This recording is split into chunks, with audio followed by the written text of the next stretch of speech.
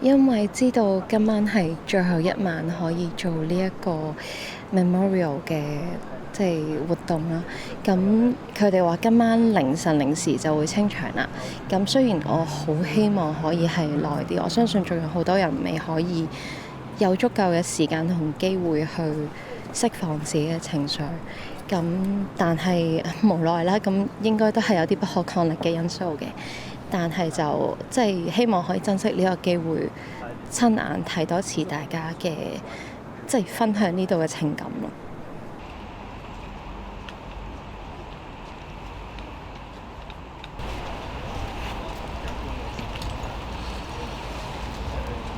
由我出世到而家30幾年都冇經歷過咁大嘅災難，所以講緊夠唔夠時間係好難講。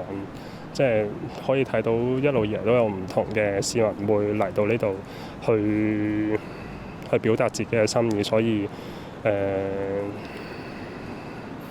講可惜咯。如果時間嚟講就我相信我哋需要多啲時間，但係冇辦法。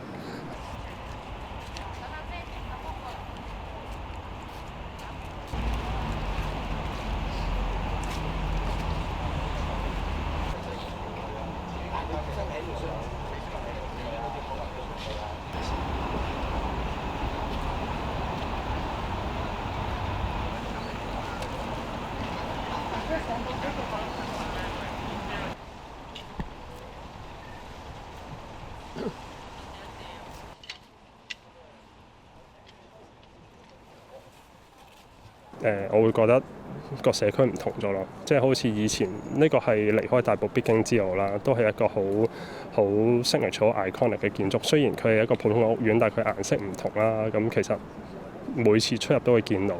咁到意外發生之後，其實翻嚟嘅路途上面見到個社區好似唔同咗咁樣。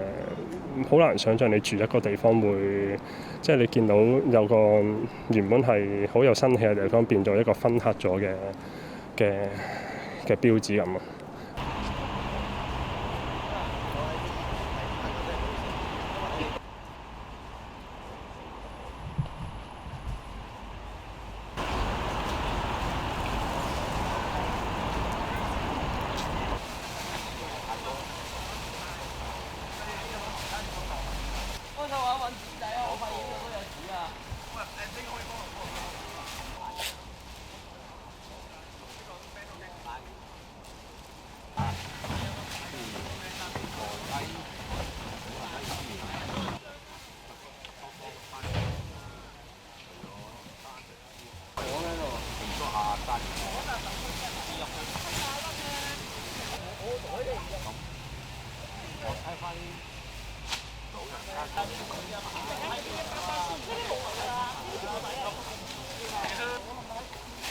一次過。